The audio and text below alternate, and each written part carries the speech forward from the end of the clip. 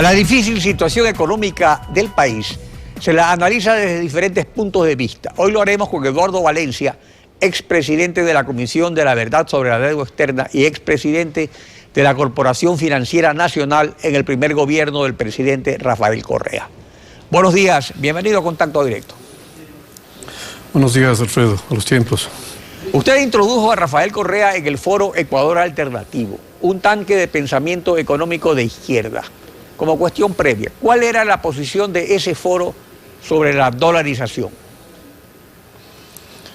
Bueno, realmente a nosotros nos dolió mucho la pérdida de la moneda nacional, que pudo haberse solucionado de otra manera, como se puede constatar en otros países del Cono Sur, como por ejemplo Chile, Argentina, Brasil, Uruguay, que habiendo tenido problemas mucho más graves que los nuestros, nunca cambiaron su moneda, la han manejado correctamente, y en el caso de Chile, por ejemplo, es una de las economías mejor manejadas al menos de Latinoamérica y del mundo, y no tiene la adopción del dólar como moneda propia.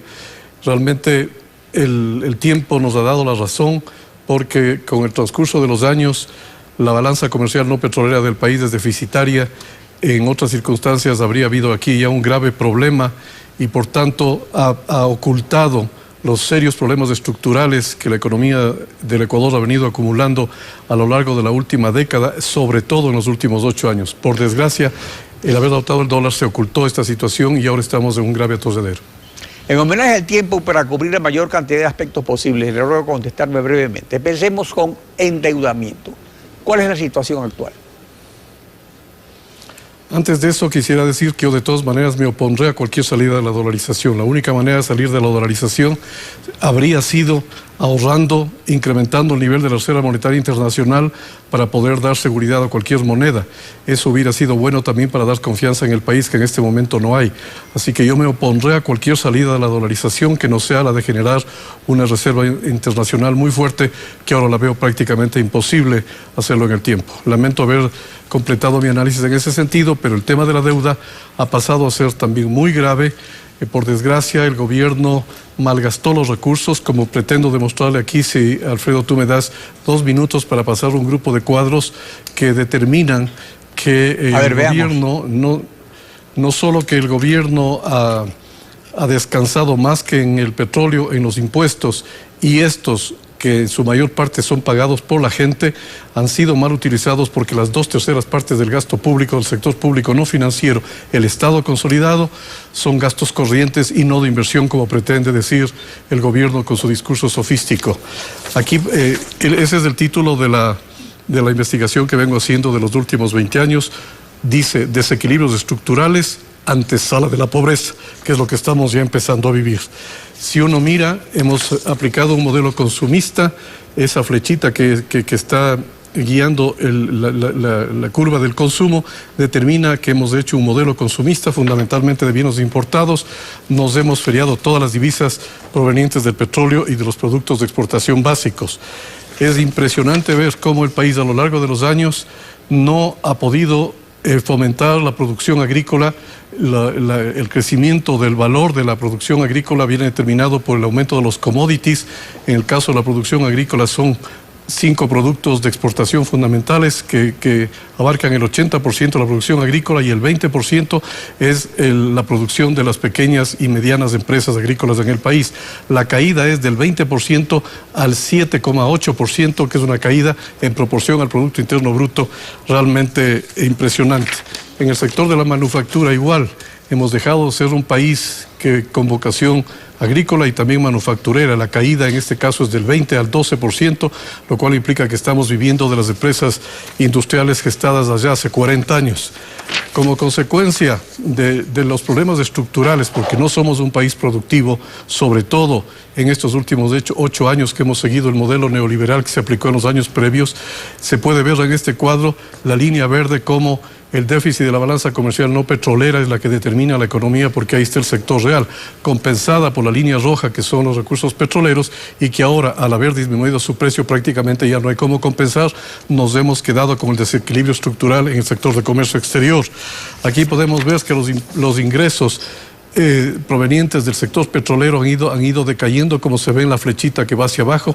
Mientras tanto, los ingresos de los impuestos de los ecuatorianos, los ingresos no petroleros suben, es decir, el programa de gobierno se sustenta fundamentalmente en el esfuerzo que hacemos los ecuatorianos. A ver, pero ¿cuáles son los impuestos que más rinden? ¿Quiénes los pagan a esos impuestos? Definitivamente son lo que se llaman impuestos indirectos, que son más de las 2/3 partes, fundamentalmente el impuesto al valor agregado, los consumos especiales, el impuesto a la salida de capitales, que afectan directamente al comercio exterior, al consumo de las familias. El impuesto a la renta es una fracción muy pequeña, que en su mayor parte también lo paga la gente.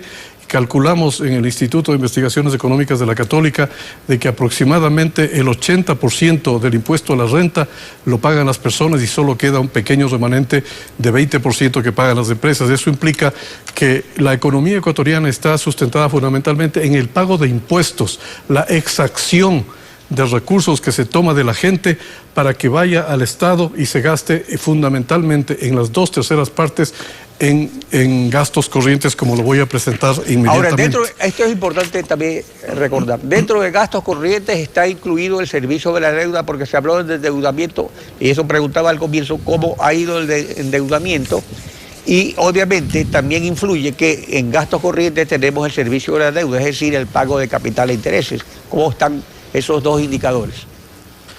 Enseguida lo paso a demostrar. Aquí está el cuadro de los ingresos que, como he dicho, está sustentado fundamentalmente en las barritas rojas, que son los impuestos que paga la gente, y los ingresos que vienen del petróleo son la tercera parte. Los ingresos que paga la gente son el doble de lo que se obtiene por parte del petróleo. La pregunta tuya, los intereses son la barrita verde que está en este cuadro de la mitad, solamente aproximadamente $1.000 millones, que son el 3% de todo el gasto acumulado del gobierno, son los intereses, lo cual implica que nos están dejando todo el pago, todo el servicio de la deuda pública para los años posteriores, en posteriores gobiernos, que ojalá no sea el actual el que vaya a tener que hacerlo. Ahora, en cuanto al recurso más importante del Ecuador, el petróleo, ¿qué se puede señalar respecto a su producción y a la renegociación de los contratos y a la exploración de nuevos yacimientos? Los contratos han ido en contra de los intereses del país, como todos los analistas petroleros lo han demostrado. Lamentablemente, los gastos del petróleo, de los ingresos del petróleo, la mitad aproximadamente van a financiar gasto corriente de las mismas empresas petroleras. Y solamente la diferencia, la otra mitad, va una pequeñísima parte, como el 20%, a financiar los presupuestos de los organismos seccionales, municipios y consejos provinciales. Y la diferencia, que es más del 30%, es el subsidio a la gasolina. Es decir, el componente del subsidio, que a mí me parece escandaloso lo que ha hecho el gobierno, ha echado al mar, ha hecho humo más de $35.000 millones como subsidio, que fundamentalmente en un 87% va a las clases más acomodadas del país. El subsidio, en su gran proporción, casi las 4/5 partes, van a los sectores más acomodados de la población, y solamente un 13%, un poquito más del 10%, va a las clases pobres, como el bono de desarrollo humano. Esto realmente a mí me parece escandaloso. En eso están los gastos corrientes fundamentalmente, además de una cantidad de gastos que, como explico en este siguiente cuadro, como se ve aquí, los gastos corrientes, la barra roja, son el doble de los gastos de capital. En el país se ha dicho por parte del gobierno, en ese discurso sofístico, de que este es el gobierno que gasta en inversión. Aquí se ve la barra azul, que es la tercera parte de lo que es los gastos corrientes. Aquí están también los subsidios, aquí está el más gasto de las sabatinas, de la propaganda, de las asesorías. Y sin embargo el país solamente aprovecha la tercera parte de los gastos de capital. Tenemos severas dudas de aquí esté bien registrados los gastos de capital, porque sabemos que hay mucho componente de gasto corriente, sobre todo en pago de empleos de contrato, que se los ha incluido indebidamente, y que esto por tanto estaría inflado. No es exacto lo que ha dicho el gobierno repetitivamente, de que esto es el gobierno de la inversión. No se nota. Pero después de que se recompró la deuda ilegítima, la situación del país en cuanto al endeudamiento era, digamos, óptima. ¿Y qué ha ocurrido desde ahí hasta acá? El tema es eso, que como se ha utilizado, se ha malgastado los recursos de los impuestos de los ecuatorianos fundamentalmente y también del petróleo, el gobierno no se ha quedado satisfecho con solo la obra pública que el país la constata que existe, sino que además necesita hacer más gastos corrientes, permanentemente infla los gastos corrientes y como 35.000 millones de dólares se hicieron humo porque evidentemente fueron a un segmento de la población que los malgastó, por supuesto, desaparecieron esos recursos, entonces le hace falta recursos al gobierno para seguir financiando los gastos corrientes, fundamentalmente porque los gastos de capital se financian con deuda. Entonces, para los gastos corrientes necesita más dinero y como realmente ha propuesto al país el cambio de la matriz productiva, que a mí me parece una tomadura de pelo, porque es haber reconocido que los 8 años previos fue un fracaso la política de desarrollo productivo porque no hubo política de desarrollo productivo. Al haber caído los sectores productivos, la agricultura, la manufactura, el sector petrolero no ha aumentado casi en nada el volumen de barriles de petróleo porque todo el aumento ha venido del precio de afuera.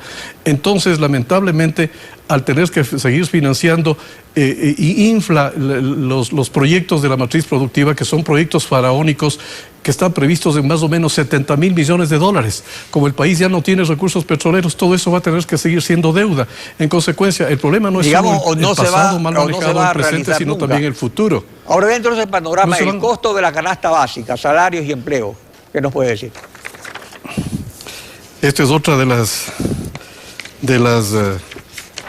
las graves deficiencias que tiene el manejo de la política económica en el país, si es que existe política económica, porque lo que ha hecho el gobierno es aprovecharse de una coyuntura internacional, aprovecharse para gastar, para seguir los consejos de un economista del siglo XVII, Juan Bautista Colbert, que decía que hay que financiar el Estado, es decir, enriquecer al príncipe a través de impuestos indirectos. Bueno, pero respecto a la pregunta que yo hice del costo de la canasta básica. El costo de la canasta básica está aquí en este cuadro, a partir de la mitad, desde el año justo del año 2000, desde el año 2000 se puede ver que la barrita roja se incrementa. Los precios en el año 2000 eran $234 del costo de la canasta básica. En el año 2014 está en 637 y este año superaremos los 670, $680. Los precios que paga la gente, el costo de la canasta básica, la tasa de inflación, que son sinónimos, ha aumentado en un 200% en los últimos 15 años.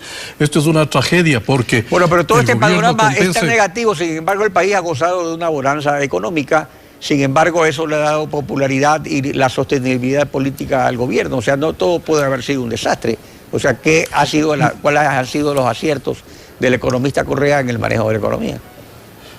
En esta barra está el costo de la vida, pero no está lo que en efecto el gobierno ha compensado aumentando los sueldos de los trabajadores, pero solo del sector formal, que son el 47% de la economía, porque el resto, el 53% es subempleo, de empleo inadecuado, o lo que en la jerga de los economistas llamamos desempleo disfrazado.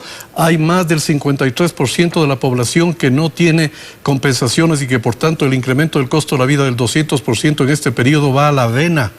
Lamentablemente el país está engañado, el país no ha sido fruto de una información sincera por parte del gobierno, objetiva. Está ideologizada la economía, está ideologizada la ética, está ideologizada la propaganda es masiva. Pero sin embargo, pese a todo eso, ese análisis técnico, la gente ha estado tan contenta que le ha dado poca importancia a los problemas políticos y sin embargo es ahora que se siente que hay menos dinero que se le da importancia a los problemas. Eduardo, se nos acabó el evidente. Tiempo y gracias por su participación en Contacto Directo. Okay. Vamos a una pausa comercial.